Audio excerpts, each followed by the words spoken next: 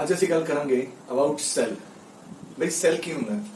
ਤਾਂ ਇਹਦਾ ਆਨਸਰ ਹੈ ਤੁਸੀਂ ਸਾਰਿਆਂ ਨੇ ਕਦੇ ਨਾ ਕਦੇ ਆਪਣੀ ਲਾਈਫ 'ਚ ਸੈੱਲ ਬਾਰੇ ਜ਼ਰੂਰ ਪੜ੍ਹਿਆ ਹੋਵੇਗਾ। ਮੇ ਬੀ ਕੈਮਿਸਟਰੀ 'ਚ ਪੜ੍ਹਿਆ ਹੋਵੇਗਾ, ਮੇ ਬੀ ਸਮਵੇਅਰ ਅਦਰ ਉਹਨੇ ਇਹਦੇ ਬਾਰੇ ਪੜ੍ਹਾਈ ਕੀਤੀ ਹੋਏਗੀ। ਤਾਂ ਬੇਸਿਕਲੀ ਸੈੱਲ ਕੀ ਹੈ? Cell is a source of electrical energy. Cell ਕੀ ਹੈ? Cell is a source of electrical energy.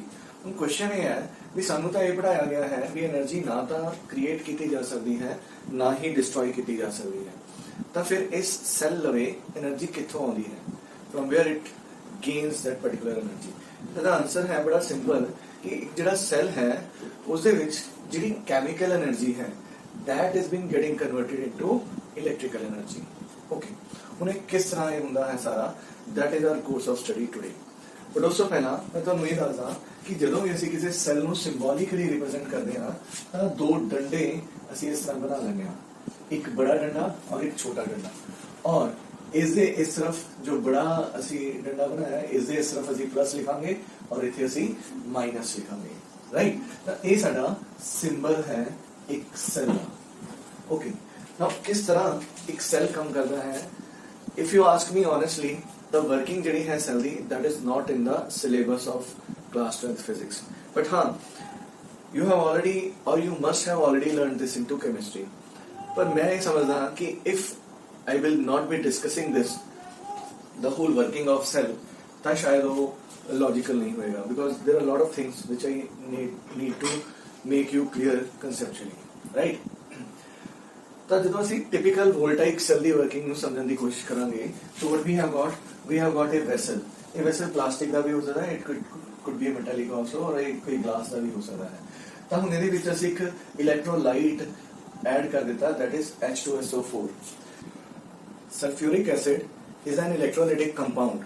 ਹੁਣ ਜਦੋਂ ਅਸੀਂ ਇੱਕ ਸਲਫਿਊਰਿਕ ਐਸਿਡ ਦੇ ਮੋਲੀਕਿਊਲ ਨੂੰ ਸਮਝਣ ਦੀ ਕੋਸ਼ਿਸ਼ ਕਰਦੇ ਹਾਂ so how we look at this, ਤਾਂ ਇਹਦਾ ਆਨਸਰ ਹੈ ਇੱਕ ਹਾਈਡਰੋਜਨ ਦਾ ਐਟਮ ਹੈ ਔਰ ਜਦੋਂ ਉਹ ਇੱਕ ਇਲੈਕਟ੍ਰੋਨ ਲੂਜ਼ ਕਰ ਦਿੰਦਾ ਹੈ then we call it as a positive ion।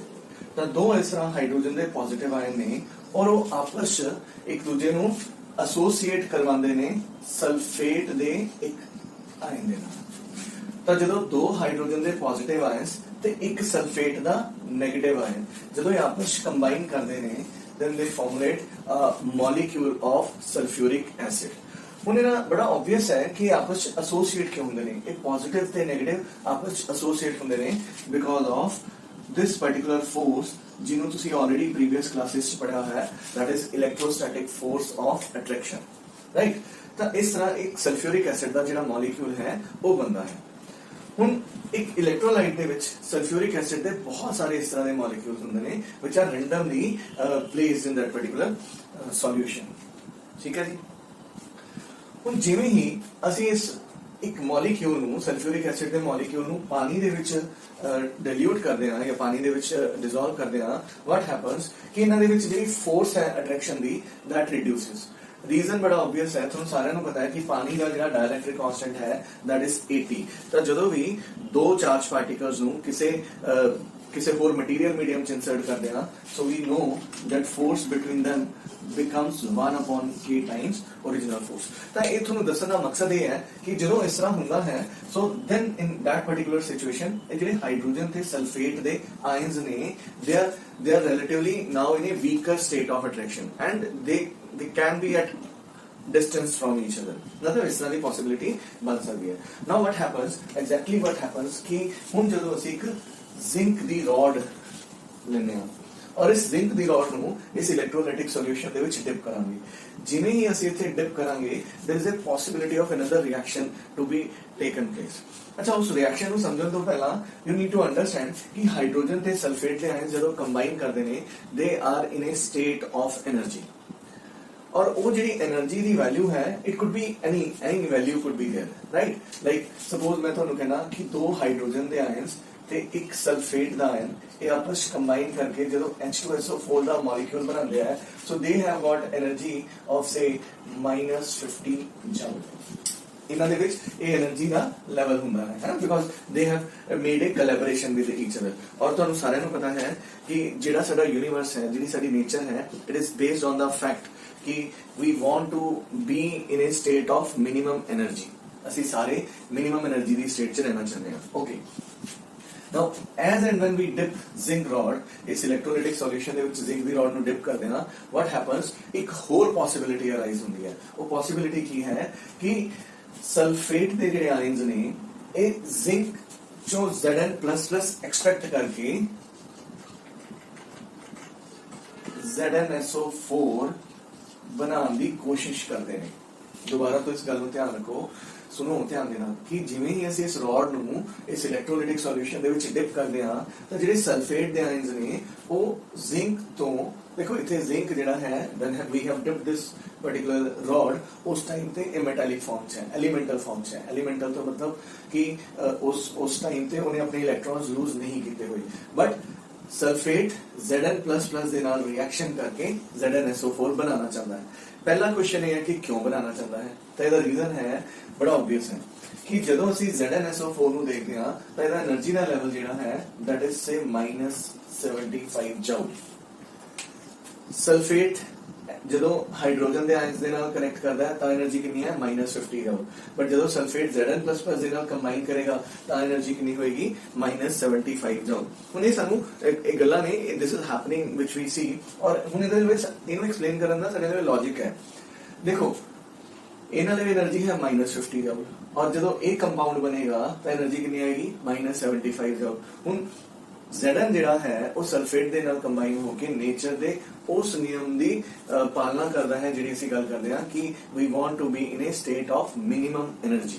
ठीक है तो ZnSO4 ਦੇ ਨਾਲ ਕੰਬਾਈਨ ਕਰਕੇ ZnSO4 ਬਣਾਏਗਾ ਔਰ ਉਹਨਾਂ ਦੀ ਲੈਵਲ એનર્ਜੀ ਦਾ ਲੈਵਲ ਇੰਨਾ ਹੋਏਗਾ। ਇਤੋਂ ਤੁਸੀਂ ਦੇਖੋ -50 ਤੋਂ -75 ਛੋਟਾ ਹੈ दैट मींस कि सल्फेट Zn ਦੇ ਨਾਲ ਹੀ रिएक्शन करना पसंद करेगा by leaving hydrogen atoms apart sorry hydrogen ions apart but ਇਹਦਾ ਉਲਟਾ ਸੱਚ ਨਹੀਂ ਹੈ।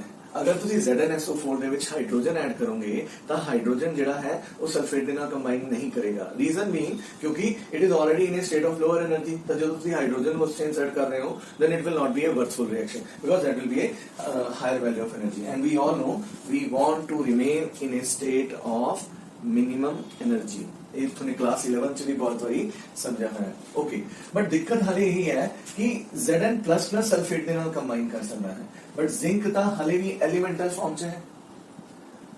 ਇਸ ਦਾ ਮਤਲਬ ਹੈ ਕਿ ਜਦੋਂ ਤੱਕ ਇਸ ਜ਼ਿੰਕ ਦੀ ਰॉड ਦੇ ਵਿੱਚੋਂ ਜ਼ਿੰਕ ਦੇ ਇੱਕ ਐਟਮ ਚੋਂ ਜਦੋਂ ਤੱਕ ਦੋ ਇਲੈਕਟ੍ਰॉन्स ਬਾਹਰ ਨਹੀਂ ਨਿਕਲਣਗੇ ਉਦੋਂ ਤੱਕ Zn++ ਨਹੀਂ ਬਣੇਗਾ ਰਾਈਟ।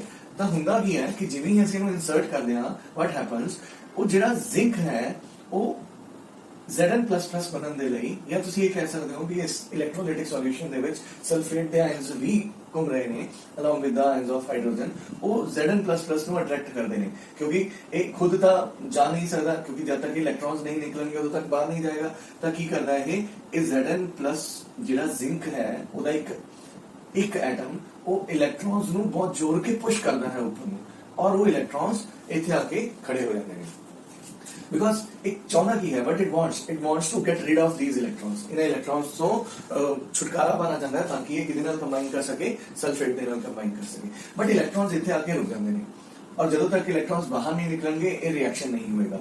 ਹੁਣ ਇਲੈਕਟ੍ਰॉन्स ਇੱਥੋਂ ਦੀ ਬਾਹਰ ਨਹੀਂ ਜਾ ਸਕਦੇ ਕਿਉਂਕਿ ਬਾਹਰ ਕੀ ਹੈ ਬਾਹਰ 에ਅਰ ਹੈ and you all know air is an insulator.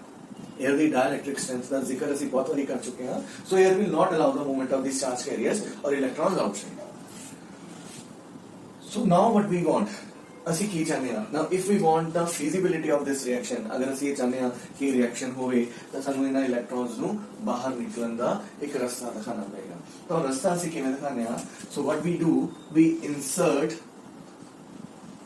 another say metal say copper ਇੱਕ ਕਾਪਰ ਦੀ ਰॉड ਜਿਹੜੀ ਹੈ ਉਸ ਇਲੈਕਟ੍ਰੋਲਾਈਟਿਕ ਸੋਲੂਸ਼ਨ ਦੇ ਵਿੱਚ ਇਨਸਰਟ ਕਰ ਦਿੰਦੇ ਹਾਂ ਔਰ ਇੱਥੇ ਕਾਪਰ ਜਿਹੜਾ ਹੈ ਇਹਦੇ ਲਈ ਦੋ ਚੀਜ਼ਾਂ ਅਸੀਂ ਸਮਝਣੀਆਂ ਨੇ। ਇੱਕ ਤਾਂ ਇਹਦੇ ਲਈ ਬਹੁਤ ਸਾਰੇ ਫ੍ਰੀ ਚਾਰਜ ਕੈਰੀਅਰਸ ਹੁੰਦੇ ਨੇ ਕਿਉਂਕਿ ਇਹ ਮੈਟਲ ਹੈ।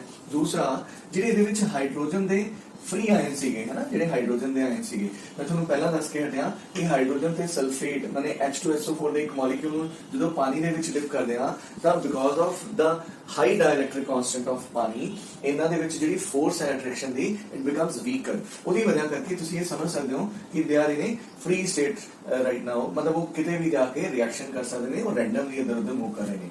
ਤਾਂ ਜਿਹੜੇ ਹਾਈਡਰੋਜਨ ਦੇ ਆਇਨਸ ਨੇ they get collected around this particular reason.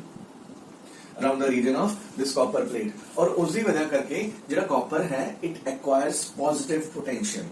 Copper जिहड़ा है इट एक्वायर्स पॉजिटिव पोटेंशियल। हुण तुसीं जिहड़ी मेरी स्टोरी सुन रहे हो, इस स्टोरी ते बिलीव क्यों करोगे? तो इसदा रीजन ऑब्वियस है, जो मैं कुछ तुहानूं दस रहा ये भी एक्सपेरीमेंटल बेसिस ते ही दस्सिया जा रहा है। सानू किवें पता लग्या भी इत्थे इलैक्ट्रॉन्स आके इकट्ठे होए होंगे? तो इसदा आंसर है तुहानूं पढ़ाया जांदा है केमिस्ट्री दे विच कि जिवें ही तुसीं जिंक दी रॉड नूं इलेक्ट्रोलाइटिक सॉल्यूशन च डिप करते हो, सल्फ्यूरिक एसिड च डिप करते हो, so it acquires negative potential.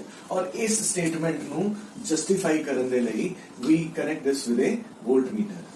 इनू किहदे नाल कनेक्ट कर देने आ? वोल्टमीटर दे नाल। तां जिवें ही वोल्टमीटर दे नाल कनेक्ट कीता, देखो असीं वन एंड आई हैव अर्थ, एक एंड अर्थ करता और दूसरा जिहड़ा इहदा वोल्टमीटर दा टर्मिनल है ਉਹਨੂੰ मैं जिंक दी रॉड दे नाल कनेक्ट करदे आ। तां ਅਸੀਂ ਕੀ ਦੇਖਦੇ ਆ ਕਿ ਜਿਹੜਾ वोल्टमीटर ਦਾ पोटेंशियल है ਉਹ नेगेटिव ਹੁੰਦਾ है। दैट इज व्हाई वी से कि जिंक रॉड ਜਿਹੜੀ है इट एक्वायर्स नेगेटिव पोटेंशियल। इसे तरह ही व्हेन आई से कि ਜਿਹੜੀ कॉपर ਦੀ रॉड है it acquires positive potential, same ਤੁਸੀਂ रीजनिंग कर सकते हो। सेम थिंग इज हियर कि ਅਸੀਂ ਇਸ ਨੂੰ ਵੀ वोल्टमीटर ਦੇ ਨਾਲ कनेक्ट करके देखते हैं और ਅਸੀਂ ਕੀ ऑब्जर्व करते हैं कि इट एक्वायर्स पॉजिटिव पोटेंशियल। हाले ਅਸੀਂ ਇਹਨਾਂ ਦੋਨਾਂ ਨੂੰ आपस ਵਿੱਚ कनेक्ट नहीं ਕੀਤਾ, बट इंडिविजुअली जब ਅਸੀਂ ਇਹਨਾਂ ਨੂੰ वोल्टमीटर ਦੇ ਨਾਲ कनेक्ट करके देखा, सो व्हाट वी ऑब्जर्व्ड कि जिंक ਦਾ ਜਿਹੜਾ पोटेंशियल है, जिंक रॉड ਦਾ पोटेंशियल किस तरह ਦਾ हो गया? नेगेटिव, और कॉपर रॉड ਦਾ पोटेंशियल किस तरह ਦਾ हो गया? पॉजिटिव। मतलब ये समझ आती है कि अगर ਇਹਦਾ नेगेटिव पोटेंशियल होया होया है ਤਾਂ ਇੱਥੇ ਇਲੈਕਟ੍ਰॉन्स ਦਾ ਜਮਾਵੜਾ ਹੋ ਗਿਆ ਹੋਏਗਾ। ਇਲੈਕਟ੍ਰॉन्स ਇੱਥੇ ਬਹੁਤ ਸਾਰੇ ਇਕੱਠੇ ਹੋ ਚੁੱਕੇ ਹੋਣਗੇ। ਹੁਣ ਇਲੈਕਟ੍ਰॉन्स ਕਿਉਂ ਇਕੱਠੇ ਹੋਏ ਨੇ? ਕਿਉਂਕਿ Zn ਨੇ Zn++ ਬਣਾਉਣ ਦੇ ਲਈ ਉਹ ਇਲੈਕਟ੍ਰॉन्स ਨੂੰ ਪੁਸ਼ ਕਰਤਾ। ਹੁਣ Zn++ ਕਿਉਂ ਬਣਨਾ ਚਾਹੁੰਦਾ ਹੈ? Because it wants to combine with sulphate to formulate ZnSO4। वो ZnSO4 क्यों बनेगा? Because it will be in a lower state of energy compare to sulphuric acid molecule, और ये इन सिनर्जी है with the fundamental laws of nature. Nature ਦੇ ਵਿੱਚ ਅਸੀਂ ਸਾਰੇ ਮਿਨੀਮਮ ਸਟੇਟ ਆਫ એનર્ਜੀ ਚ ਰਹਿਣਾ ਚਾਹੁੰਦੇ ਹਾਂ। दैट मींस कि अगर ਸਾਡਾ ਘੱਟ એનર્ਜੀ ਦੇ ਨਾਲ ਕੰਮ ਚੱਲਦਾ ਹੈ ਤਾਂ ਅਸੀਂ ਆਪਣੀ ਜ਼ਿਆਦਾ એનર્ਜੀ ਖਰਚ ਨਹੀਂ ਕਰਾਂਗੇ। So that is the logic. Okay, ਤਾਂ ਉਹਦੀ ਵਜ੍ਹਾ ਕਰਕੇ ਇਲੈਕਟ੍ਰॉन्स ਇੱਥੇ ਪੁਸ਼ ਹੋਏ ਨੇ, ਇਹਦਾ 네ਗੇਟਿਵ ਪੋਟੈਂਸ਼ੀਅਲ ਹੈ, ਔਰ ਇਹ ਇਲੈਕਟ੍ਰॉन्स ਹੁਣ ਦੱਸੋ ਕਿੱਧਰ ਜਾਣਾ ਚਾਹੁੰਦੇ ਨੇ? ਤਾਂ ਇਹਦਾ ਆਨਸਰ ਹੈ electrons they want to move towards positive potential, है ना। इलेक्ट्रॉन्स प्रोटॉन्स के नाल कंबाइन करना चाहते हैं, और कॉपर रॉड का केड़ा पोटेंशियल आ चुका है? पॉजिटिव पोटेंशियल आ चुका है। So now what we do, we connect them. ਅਸੀਂ ਇਹਨਾਂ ਦੋਨਾਂ ਨੂੰ ਕਨੈਕਟ ਕਰਦੇ ਹਾਂ। ਕਨੈਕਟ ਕਰਨ ਦੇ ਲਈ ਅਸੀਂ ਇਥੋਂ ਕਨੈਕਟਿੰਗ ਵਾਇਰਸ ਲੈ ਕੇ ਆਏ, ਔਰ ਇਹਨਾਂ ਕਨੈਕਟਿੰਗ ਵਾਇਰਸ ਦੇ ਅਕ੍ਰੋਸ ਅਸੀਂ ਇਸ ਤਰ੍ਹਾਂ ਇੱਕ ਆਪਣਾ ਅਪਲਾयंस ਵੀ ਕਨੈਕਟ ਕਰਨਾ। ਚਲੋ anyway we will talk about later ਕਿ ਇਸ ਅਪਲਾयंस ਦਾ ਕੀ ਰੋਲ ਹੈ, but see now you have given it conducting path to the movement of these charge carriers, means electrons। the electrons ਜਿਵੇਂ ਉਹਨਾਂ ਨੂੰ ਆਪਸ਼ਨ ਮਿਲੇਗੀ they will just get out of this particular zinc rod, or moving across this appliance they enter in this particular copper rod, और जैसे ही वो copper rod ਦੇ ਵਿੱਚ enter ਕਰਦੇ ਨੇ what happens, ਇਹ ਦੋ electrons ਜਦੋਂ enter ਕਰਨਗੇ copper ਦੀ rod ਦੇ ਵਿੱਚ, because I am taking example of say one atom, ਤਾਂ ਇਹਦੇ surroundings ਕੀ ਹੈ? surroundings ਦੇ ਵਿੱਚ हाइड्रोजन ਦੇ आयन ਸੀਗੇ, बेसिकली H2SO4 है, बेसिकली H2SO4 है, हाइड्रोजन प्लस और फिर सल्फेट ਦਾ आयन भी ਇਹਨਾਂ ਦੇ surroundings ਹੈ, राइट। ਤਾਂ ਇਹ ਜਿਹੜੇ ਦੋ ਇਲੈਕਟ੍ਰॉन्स ਅੰਦਰ ਐਂਟਰ ਕਰਦੇ ਨੇ, what they do, they combine with these hydrogen ions। ਤਾਂ ਹਾਈਡਰੋਜਨ ਦੇ ਆਇਨਸ ਦੇ ਨਾਲ ਉਹ ਦੋ ਇਲੈਕਟ੍ਰॉन्स ਜਿਹੜੇ ਨੇ ਉਹ ਕੰਬਾਈਨ ਕਰਨਗੇ, and what they formulate hydrogen gas. ਸਾਨੂੰ ਇਸ ਚੀਜ਼ ਦਾ ਕਿਵੇਂ ਪਤਾ ਲੱਗਦਾ ਹੈ? we start bubbles rising up, ਸਾਨੂੰ ਇਥੋਂ bubbles ਉੱਪਰ ਉੱਡਦੇ ਹੋਏ ਨਜ਼ਰ ਆਉਂਦੇ ਨੇ, और ਜਿਵੇਂ ਹੀ ਇਹ ਸਿਚੁਏਸ਼ਨ ਹੁੰਦੀ ਹੈ now this sulphate ion is purely free, ਇਹ ਪੂਰੀ ਤਰ੍ਹਾਂ ਫ੍ਰੀ ਹੋ ਚੁੱਕਿਆ ਹੈ। ਤਾਂ ਇਹ ਕੀ ਕਰੇਗਾ? ਇਹ ਇਲੈਕਟ੍ਰॉन ਨਿਕਲ ਚੁੱਕੇ ਨੇ, Zn++ ਬਣ ਚੁੱਕਿਆ, ਹੁਣ ਸਲਫੇਟ ਵੀ ਫ੍ਰੀ ਹੋ ਚੁੱਕਿਆ ਹੈ, ਤਾਂ ਇਹ ਸਲਫੇਟ ਦਾ ਆਇਨ ਉਰੋਂ ਦੀ ਇੱਥੇ ਜਾਏਗਾ, Zn++ ਦੇ ਨਾਲ ਕੰਬਾਈਨ ਕਰੇਗਾ, ਔਰ ਕੀ ਫਾਰਮੂਲੇਟ ਕਰੇਗਾ? ZnSO4। ਜਿਵੇਂ ਹੀ ZnSO4 ਬਣਿਆ, ਬੜੇ ਧਿਆਨ ਨਾਲ ਸੁਣਿਓ ਇਸ ਗੱਲ ਨੂੰ, सल्फ्यूरिक एसिड के मॉलिक्यूल लेवल कितनी एनर्जी सी? -50 जाओ। ZnSO4 ਦੇ लेवल कितनी एनर्जी मैं सिंबलाइज कर रहा -75 जाओ, तो इस दी एनर्जी इस तो घट है, तो जी एनर्जी है that is been getting released, और उस एनर्जी के नाल इलेक्ट्रॉन्स जिहड़े ने वो पुश होए सीगे, and they have been compressed actually. उन्हें इलेक्ट्रॉन को बहुत जोर की दबाया गया with the help of this energy, और वो मूव करते हैं इथे, and when we give them connecting way they go across this particular device. इस डिवाइस ਨੂੰ ਅਸੀਂ ਕਹਿ ਦਿੰਦੇ ਆ ਲੋਡ, ਇਸ डिवाइस ਨੂੰ ਅਸੀਂ ਕੀ ਕਹਿੰਦੇ ਆ? ਲੋਡ। ਤਾਂ ਇਲੈਕਟ੍ਰॉन्स ਚਾਰਜ ਕੈਰੀਅਰਸ ਇੱਥੋਂ ਦੀ ਜਦੋਂ ਚੱਲੇ એનર્ਜੀ ਲੈ ਕੇ ਚੱਲੇ, ਔਰ ਇਸ ਲੋਡ ਦੇ ਅਕ੍ਰੋਸ ਆਪਣੀ એનર્ਜੀ ਖਰਚ ਕਰਦੇ ਹੋਏ they come across this particular copper rod. और जिवें ही कॉपर दी रॉड दे विच एंटर करते हैं these hydrogen ions are waiting to get associated with them और जिवें ही हाइड्रोजन दे आयंस ਜਿਹੜੇ ਨੇ ਉਹ ਇਲੈਕਟ੍ਰੋਨ ਦੇ ਨਾਲ ਕੰਬਾਈਨ ਕਰਦੇ ਨੇ ਹਾਈਡਰੋਜਨ ਗੈਸ ਮਿਲਦੀ ਹੈ ਅਗੇਨ ਇਹ ਸਲਫੇਟ ਆਇਨ ਇਜ਼ ਫ੍ਰੀਡ ਔਰ ਉਹ ਫਿਰ ਕਿਤੇ ਨੂੰ ਮੂਵ ਕਰਦਾ ਹੈ ਟੁਵਰਡਸ ਜ਼ਿੰਕ ਰੋਡ Zn++ ਦੇ ਨਾਲ ਕੰਬਾਈਨ ਕਰਦਾ ਹੈ એનર્ਜੀ ਫਿਰ ਰਿਲੀਜ਼ ਹੁੰਦੀ ਹੈ ਪ੍ਰੋਸੈਸ ਦੇ ਵਿੱਚ then again electrons are being pushed in the upward direction ਫਿਰ ਉਹ એનર્ਜੀ ਲੈ ਕੇ ਜਿਹੜੀ ਐਕਸਟਰਾ એનર્ਜੀ ਰਿਲੀਜ਼ ਹੋਈ ਸੀ 25 ਜੂਲ ਦੀ ਉਹ એનર્ਜੀ ਲੈ ਕੇ ਅਕ੍ਰੋਸ ਦਿਸ ਲੋਡ ਮੂਵ ਕਰਦੇ ਨੇ ਆਪਣੀ એનર્ਜੀ ਖਰਚ ਕਰਦੇ ਨੇ ਔਰ એનર્ਜੀ ਖਰਚ ਕਰਕੇ ਫਿਰ ਕਿਤੇ ਨੂੰ ਆ ਜਾਂਦੇ ਨੇ ਇਨਸਾਈਡ ਦਾ कॉपर और ये प्रोसेस तुसी देख रहे हो लगातार चलता जा रहा है। हुण देखो इस पूरी सिचुएशन च होया कि केमिकल एनर्जी जिहड़ी है वो रिलीज हुई। देखो ये केमिकल्स ने और इन्हां तो वो एनर्जी किस कन्वर्ट हो रही है इलेक्ट्रिकल एनर्जी च। You have connected a load across these two electrons और उन्हां लोड्स दे अक्रॉस वो जिहड़ा इलेक्ट्रॉन्स एनर्जी लेके मूव कर रहे हैं वो इसनूं अपनी एनर्जी डिसिपेट कर रहे हैं और ये जो भी इलेक्ट्रिकल काम करना चाहता है that it is doing okay. ਹੁਣ ਇੱਥੇ ਥੋੜਾ ਜਿਹਾ ਹੋਰ ਅਸੀਂ ਫੰਡਾਮੈਂਟਲਸ ਕਰਨੀ ਧਿਆਨ ਦਿੰਦੇ ਹਾਂ ਕੌਣ ਚੱਲਿਆ ਡਿਊਰਿੰਗ ਦਿਸ ਹੋਲ ਸਾਈਕਲ ਵਿਚ charge carrier has actually moved ਤਾਂ ਦੇਖੋ ਉਰੋਂ Zn++ ਮੂਵ ਨਹੀਂ ਕਰ ਸਕਦਾ Zn++ ਉਦੋਂ ਤੱਕ ਮੂਵ ਨਹੀਂ ਕਰ ਸਕਦਾ ਜਦੋਂ ਤੱਕ ਇਲੈਕਟ੍ਰॉन्स ਬਾਹਰ ਨਾ ਨਿਕਲਣ ਰਾਈਟ ਤਾਂ ਉਰੋਂ ਦੀ ਚੱਲ ਕੇ ਉਰੇ ਕੌਣ ਆਇਆ ਇਲੈਕਟ੍ਰॉन्स ਆਏ ਫਿਰ ਤੁਸੀਂ ਕਾਪਰ ਦੀ ਰੋਡ ਜਦੋਂ ਇਨਸਰਟ ਕੀਤੀ ਕਾਪਰ ਦਾ ਪੋਟੈਂਸ਼ੀਅਲ ਕੀ ਹੋ ਗਿਆ ਪੋਜ਼ਿਟਿਵ ਮਤਲਬ ਹਾਈਡਰੋਜਨ ਆਇਨਸ ਨੇ ਇੱਥੇ ਆਪਣਾ ਜਮਾਵੜਾ ਕਰ ਲਿਆ सल्फ्यूरिक एसिड से हाइड्रोजन आयंस से sulphate ions relatively vehicle force करके रैंडमली मूव कर रहे हैं एंड आई हैव इमेजिन कि इथे कोई H2SO4 ਦਾ ਮੋਲੀਕਿਊਲ ਹੈ ਤਾਂ ਹਾਈਡਰੋਜਨ ਦੇ ਆਇੰਸ ਉਹਨਾਂ ਇਲੈਕਟ੍ਰॉन्स ਦੀ ਵੇਟ ਕਰ ਰਹੇ ਨੇ ਤਾਂ ਅਸੀਂ ਇਹਨਾਂ ਨੂੰ ਕਨੈਕਟਿੰਗ ਰਸਤਾ ਦਿੱਤਾ ਇਲੈਕਟ੍ਰॉन्स ਚੱਲ ਕੇ ਇੱਥੇ ਆਏ ਜਿਵੇਂ ਹੀ ਅੰਦਰ ਐਂਟਰ ਕਰਦੇ ਨੇ here they get associated with this hydrogen ions and what they formulate hydrogen gas और जिਵੇਂ ही ये सिचुएशन डेवलप हुई सल्फेट की हो गया फ्री और सल्फेट किधरों दी किधर जाएगा इस रॉड तो इस रॉड तक जाएगा लाइक कॉपर दी रॉड तो जिंक दी रॉड तक जाएगा और ये जाके किदे नाल एसोसिएट हो जाएगा ZnSO4 दे नाल ZnSO4 बनन दे नाल एनर्जी दा लेवल लोअर हो गया एनर्जी दा लेवल लोअर होने नाल एनर्जी रिलीज हुई this is an exothermic reaction किहड़ी रिएक्शन है एक्सोथर्मिक रिएक्शन है तो जिहड़ी रिलीज एनर्जी है ਉਹਦੇ ਨਾਲ इलेक्ट्रॉन्स बहुत जोर के ऊपर पुश होंदे ने they are carrying energy now और वो जो एनर्जी लैके इस लोड दे अक्रॉस जाते हैं they distribute their energy to this particular load और फिर वापस ये पूरा का पूरा साइकिल जो है इट कीप्स ऑन वर्किंग तो इस तरह ये जो एक सेल है वो एनर्जी नू रिलीज करता है राइट हुण इत्थे ना साडे एक नवी टर्म आ रही है वो है EMF EMF की अगर मैं फुल फॉर्म की गल करा तो इसकी फुल फॉर्म होंदी है इलेक्ट्रोमोटिव फोर्स इलेक्ट्रॉन दे मोशन मोटिव मींस मूव करना मोशन दे लई फोर्स दा लगना that is what we call EMF so what is basically EMF answer is electromotive force इथे ना इलेक्ट्रॉन्स ਨੂੰ मूव करवाया जा रहा है so electrons are moving ਤੁਸੀਂ ਦੇਖਿਆ ਉਰੋਂ ਦੀ ਉਰੇ ਕੌਣ ਗਿਆ ਇਲੈਕਟ੍ਰੋਨ ਉਰੋਂ ਦੀ ਉਰੇ ਕੌਣ ਗਿਆ ਇਲੈਕਟ੍ਰੋਨ ਉਰੋਂ ਦੀ ਉਰੇ ਕੌਣ ਗਿਆ ਇਲੈਕਟ੍ਰੋਨ ਉਰੋਂ ਦੀ ਉਰੇ ਕੌਣ ਗਿਆ electron because sulphate is also negatively charge body negatively charge ਹੈ ਤੇ ਇਲੈਕਟ੍ਰੋਨਸ ਮੂਵ ਕਰ ਰਹੇ ਨੇ ਤਾਂ ਇਲੈਕਟ੍ਰੋਨਸ ਦੇ ਮੋਸ਼ਨ ਦੇ ਲਈ ਜਿਹੜੀ ਫੋਰਸ ਲੱਗ ਰਹੀ ਹੈ ਉਸ ਨੂੰ ਅਸੀਂ EMF ਕਹਿੰਦੇ ਹਾਂ ਥੋੜਾ ਜਿਹਾ ਮੈਂ ਇੱਥੇ ਤੁਹਾਨੂੰ ਕੁਐਸਚਨ ਕਰਨਾ ਚਾਹੂੰਗਾ ਬੇਸਿਕਲੀ ਫੋਰਸ ਵਰਡ ਜਿਹੜਾ ਹੈ ਦੈਟ ਇਜ਼ ਅ ਮਿਸਨੋਮਰ ਮਤਲਬ ਇਲੈਕਟ੍ਰੋਮੋਟਿਵ ਫੋਰਸ तो ਅਸੀਂ फोर्स ਨੂੰ नहीं डिफाइन करना शुरू कर देना फोर्स लग रही है इलेक्ट्रॉन्स से इलेक्ट्रॉन्स आर बीइंग कंप्रेस्ड ਉਹਨਾਂ ਨੂੰ ਬਹੁਤ ਜ਼ੋਰ ਕੇ ਦਬਾਇਆ ਜਾ ਰਿਹਾ ਹੈ and then they are getting मतलब ਇੱਥੇ ਇਕੱਠੇ ਹੋ ਰਹੇ ਨੇ ਇਲੈਕਟ੍ਰॉन्स और ਉਸ ਤੋਂ ਬਾਅਦ when we are giving them rasta to move they are moving in this whole cycle that is पूरे साइकिल चल रहे हैं that means फोर्स लग रही है कंप्रेशन हो रही है डिस्प्लेसमेंट हो रही है वो जाके अपनी एनर्जी खर्च कर रहे हैं वर्क इज बीन डन कम किया जा रहा है किहदे ते काम किया जा रहा है इस ZnSO4 ਦੇ ਨਾਲ ਕੰਬਾਈਨ ਕਰਕੇ એનર્ਜੀ ਰਿਲੀਜ਼ ਕਰਕੇ ਇਹਨਾਂ ਇਲੈਕਟ੍ਰॉन्स ਤੇ ਕੰਮ ਕਰ ਰਿਹਾ ਹੈ એનર્ਜੀ ਉਹਨਾਂ ਨੂੰ ਦੇ ਰਿਹਾ ਹੈ ਉਹ ਇਲੈਕਟ੍ਰॉन्स ਜਿਹੜੇ ਨੇ ਆਪਣੀ એનર્ਜੀ ਇਸ ਨੂੰ ਡਿਸਟ੍ਰੀਬਿਊਟ ਕਰਕੇ ਫਿਰ ਇੱਧਰ ਆ ਰਹੇ ਨੇ ਫਿਰ ਉਹ ਇਲੈਕਟ੍ਰॉन्स ਜਿਹੜੇ ਨੇ ਹਾਈਡਰੋਜਨ ਦੇ ਨਾਲ ਡਿਫਿਊਜ਼ ਹੋ ਕੇ H2 ਗੈਸ ਬਣਾ ਕੇ ਸਲਫੇਟ ਦਾ ਫਿਰ ਆਇਨ ਜਿਹੜਾ ਹੈ Zn++ ਦੇ ਨਾਲ ਕੰਬਾਈਨ ਕਰਕੇ ZnSO4 ਬਣਾ ਕੇ ਫਿਰ એનર્ਜੀ ਰਿਲੀਜ਼ ਕਰ ਰਿਹਾ that means through out this process energy is being distributed उड़ो दी उड़े जाएगा फिर उड़ो दी उड़े जाएगा फिर वापस आके एनर्जी कलेक्ट करेगा फिर इधर मूव करेगा फिर इधर दी जाके एनर्जी कलेक्ट करके उड़े आएगा एनर्जी वंडेगा फिर वापस आएगा फिर एनर्जी कलेक्ट करेगा फिर ऊपर जाएगा so this work has been done so basically electromotive force की है, आंसर है it is work done. Who is doing the work? Answer है चार्ज कैरियर। मान लो ਅਸੀਂ ਇੱਕ ਕੂਲਮ ਦੇ ਚਾਰਜ ਨੂੰ ਕੰਪਰੈਸ ਕੀਤਾ, ਇੱਕ ਕੂਲਮ ਚ ਬਹੁਤ ਸਾਰੇ ਚਾਰਜ ਕੈਰੀਅਰਸ ਹੁੰਦੇ ਨੇ, ਇਲੈਕਟ੍ਰੋਨ ਹੁੰਦੇ ਨੇ, ਉਹਨਾਂ ਚਾਰजेस ਨੂੰ ਕੰਪਰੈਸ ਕੀਤਾ and they are moving in this particular cycle, so they are doing work. ਤਾਂ ਯੂਨਿਟ ਚਾਰਜ ਕਿੰਨਾ ਵਰਕ ਡਨ ਕਰੇਗਾ? ਸੋ ਵਰਕ ਡਨ ਬਾਈ ਯੂਨਿਟ ਚਾਰਜ, ਉਸ ਨੂੰ ਅਸੀਂ ਕੀ ਕਹਾਂਗੇ? ਇਲੈਕਟ੍ਰੋਮੋਟਿਵ ਫੋर्स।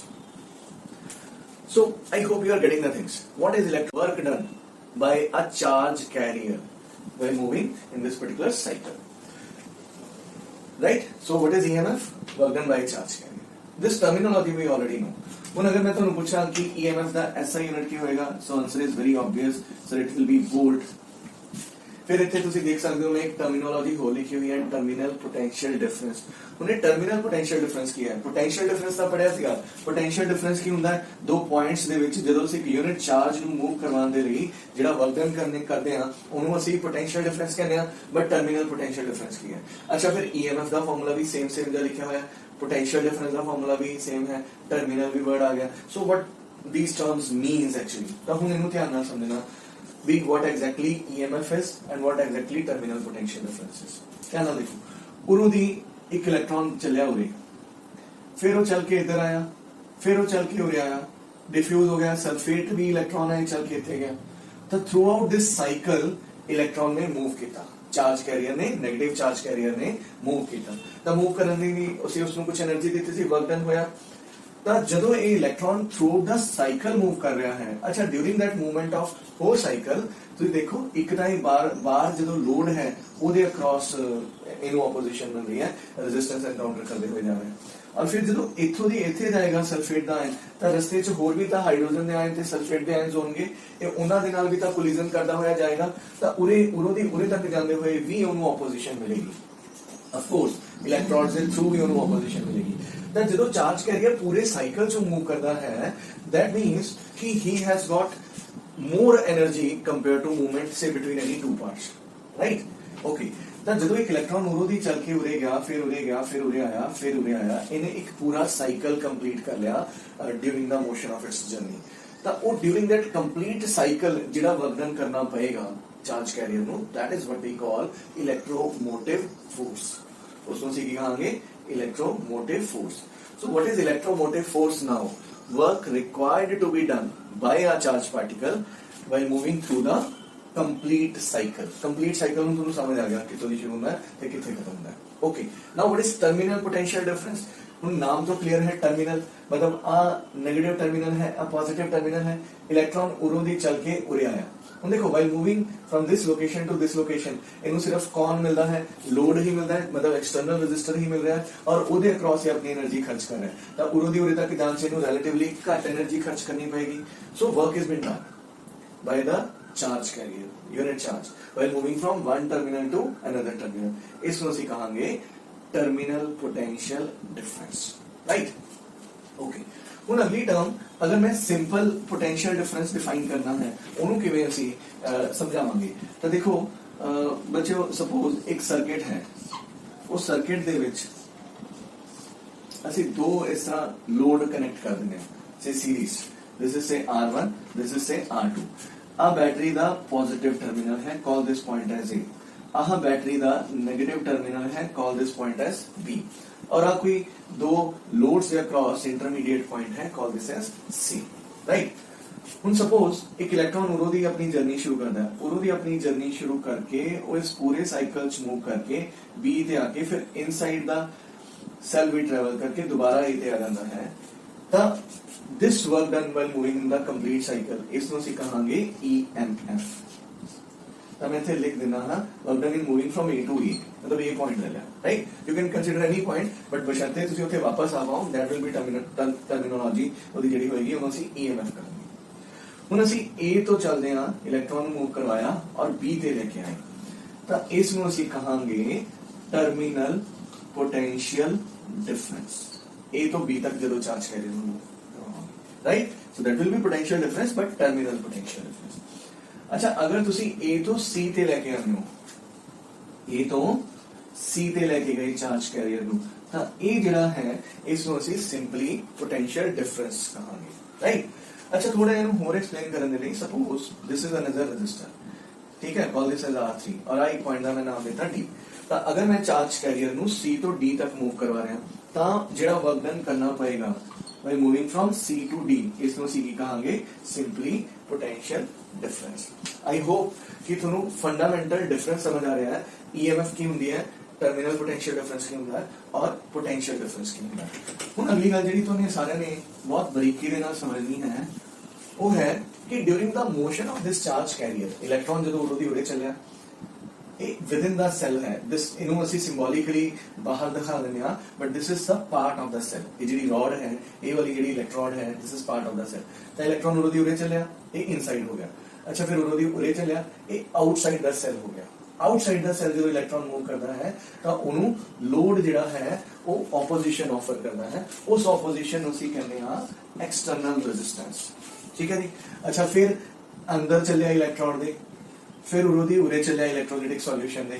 ਤਾਂ within the electrodes and electrolytic solution ਜਦੋਂ ਉਹ ਮੂਵ ਕਰਦਾ ਹੈ ਉਸ ਟਾਈਮ ਤੇ ਵੀ ਉਸ ਨੂੰ ਆਪੋਜੀਸ਼ਨ ਮਿਲਦੀ ਹੈ।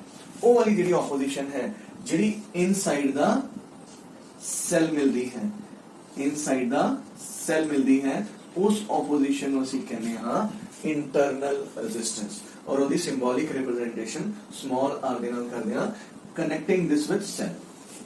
ਤਾਂ ਜਿਹੜਾ ਸਮਾਲ r ਹੈ that is internal resistance of a cell।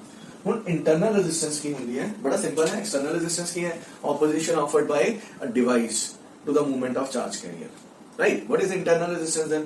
Answer है opposition offered by electrolytic solution comprising electrodes to the movement of charge carrier। ਤਾਂ ਉਹ ਜਿਹੜੀ opposition ਹੈ ਉਸਨੂੰ ਅਸੀਂ ਕੀ ਕਹਾਂਗੇ, internal resistance। और ਹਾਲੇ ਤੱਕ ਅਸੀਂ ਸਿਰਫ ਐਕਸਟਰਨਲ ਰੈਜ਼ਿਸਟੈਂਸ ਨੂੰ ਹੀ ਰਿਪਰੈਜ਼ੈਂਟ ਕਰਦੇ ਆਏ ਸੀਗੇ, ਬਟ ਹੁਣ ਤੁਹਾਨੂੰ ਪਤਾ ਲੱਗ ਗਿਆ।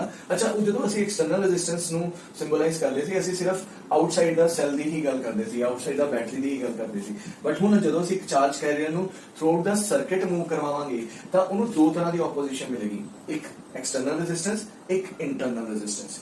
ਇੰਟਰਨਲ ਰੈਜ਼ਿਸਟੈਂਸ ਨੂੰ ਰਿਪਰੈਜ਼ੈਂਟ ਕਰਿਆ ਜਾਂਦਾ ਹੈ, ਸੈਲ ਬਣਾ ਦਿਓ, ਸੈਲ ਦੇ ਨਾਲ ਆ ਰੈਜ਼ਿਸਟਰ ਦਾ ਸਿੰਬਲ ਬਣਾ ਦਿਓ, ਇੱਥੇ ਛੋਟਾ r ਲਿਖ ਕੇ ਇਹਨਾਂ ਦੋਨਾਂ ਨੂੰ ਇੱਕ ਬਲੌਕ ਚ ਬੰਦ ਕਰ ਦਿਓ। Now this is a way of representing the internal resistance. ਅੱਛਾ, ਇਹਨੂੰ ਰਿਪਰੈਜ਼ੈਂਟ ਕਰਨ ਦਾ ਬੱਚਿਓ ਇੱਕ ਹੋਰ ਵੀ ਤਰੀਕਾ ਹੈ।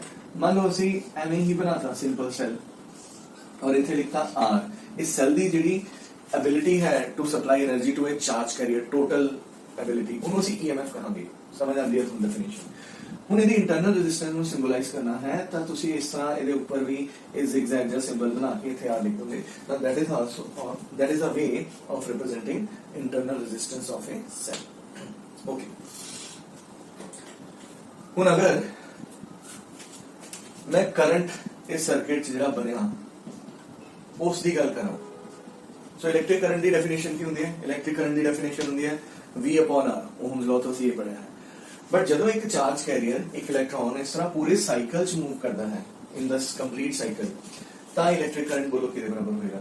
ਸੋ now it will be total EMF, ਕਿਉਂਕਿ ਪੂਰੇ ਸਾਈਕਲ 'ਚ ਮੂਵ ਕਰ ਰਹੇ ਨਾ। ਤਾਂ ਹੁਣ ਟਰਮੀਨੋਲੋਜੀ ਇੱਥੇ ਪੋਟੈਂਸ਼ੀਅਲ ਡਿਫਰੈਂਸ ਨਹੀਂ ਯੂਜ਼ ਕਰਾਂਗੇ, ਇੱਥੇ ਟਰਮੀਨੋਲੋਜੀ ਕਿਹੜੀ ਯੂਜ਼ ਕਰਾਂਗੇ? ਇਲੈਕਟ੍ਰਿਕ ਕਰੰਟ ਦਾ ਫਾਰਮੂਲਾ ਬਣਾਉਣ ਦੇ ਲਈ EMF।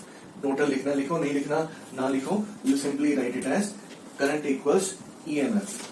ठीक है, क्योंकि EMF तो ऑफ कोर्स टोटल ही होगी, सेल ही होगी। I am talking about single cell. Upon resistance नु हमने लिखना total, now this will be total resistance. So current बच्चों किसके बराबर बनया? EMF upon total resistance. Okay, EMF का सिंबल साडा E है। टोटल रेजिस्टेंस ਜਦੋਂ ਇਲੈਕਟ੍ਰੋਨ ਮੂਵ ਕਰਦਾ ਹੈ ਇਨ ਦਿਸ ਸਾਈਕਲ ਤਾਂ ਐਕਸਟਰਨਲ ਰੈਜ਼ਿਸਟੈਂਸ ਵੀ ਐਨਕਾਊਂਟਰ ਕਰ ਰਿਹਾ ਹੈ ਔਰ ਇੰਟਰਨਲ ਵੀ ਐਨਕਾਊਂਟਰ ਕਰ ਰਿਹਾ ਹੈ, ਔਰ ਇਹ ਦੋਨੋਂ ਆਪਸ ਕਿਵੇਂ ਨੇ? ਇੱਕੋ ਹੀ ਰਸਤਾ ਹੈ, ਕਲੋਜ਼ ਤੇ ਕੰਡਕਟਿੰਗ, ਤਾਂ ਦੇ ਬੋਥ ਆਰ ਇਨ ਸੀਰੀਜ਼। ਤਾਂ ਮੈंने ਸਿੰਪਲੀ ਐਡ ਕਰਤਾ। ਤਾਂ ਜਿਹੜਾ ਇਲੈਕਟ੍ਰਿਕ ਕਰੰਟ ਦਾ ਫਾਰਮੂਲਾ ਹੈ when it is being calculated in the whole circuit, E/R plus small v।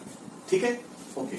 So from there ਤੁਸੀਂ ਇਹਨੂੰ ਐਵੇਂ ਵੀ ਲਿਖ ਸਕਦੇ ਹੋ E equals I capital R plus I small r। Think कि ए I इंटू आर की है। देखो करंट चलिया उरो I और इस लोड के क्रॉस जाता है I, तो इस लोड के क्रॉस पोटेंशियल का ड्रॉप कितना होएगा? V। ठीक है जी, क्योंकि जो उरो दी लेके उरे घूम के वापस आएगा तो current multiplied by external resistance, इनो सी की बोलेंगे टर्मिनल पोटेंशियल डिफरेंस V। तो E के बराबर हो जाएगा V प्लस IR देगा। ਤਾਂ ਸਾਡਾ ਰਿਲੇਸ਼ਨ ਬਣ ਗਿਆ ਇਲੈਕਟ੍ਰੋਮੋਟਿਵ ਫੋਰਸ ਤੇ ਟਰਮੀਨਲ ਪੋਟੈਂਸ਼ੀਅਲ ਡਿਫਰੈਂਸ ਦਾ। ਇਥੋਂ ਦੀ ਤੁਸੀਂ ਟਰਮੀਨਲ ਪੋਟੈਂਸ਼ੀਅਲ ਡਿਫਰੈਂਸ ਨੂੰ ਵੀ ਆਈਸੋਲੇਟ ਕਰ ਸਕਦੇ ਹੋ। You can simply right like this. D is equal to E minus IR. अगर ध्यान नाल देखोगे इस फॉर्मूला ਨੂੰ ਤਾਂ ਤੁਹਾਨੂੰ ਪਤਾ ਲੱਗੇਗਾ ਕਿ ਜਿਹੜੀ EMF ਹੈ ਉਹ ਟਰਮੀਨਲ ਪੋਟੈਂਸ਼ੀਅਲ ਡਿਫਰੈਂਸ ਤੋਂ ਇੰਨਾ ਜ਼ਿਆਦਾ ਹੈ. this much, by this much amount it is greater, right? So for today's class this much lecture is sufficient. In our next class we'll be discussing more about these relationships. Thank you very much.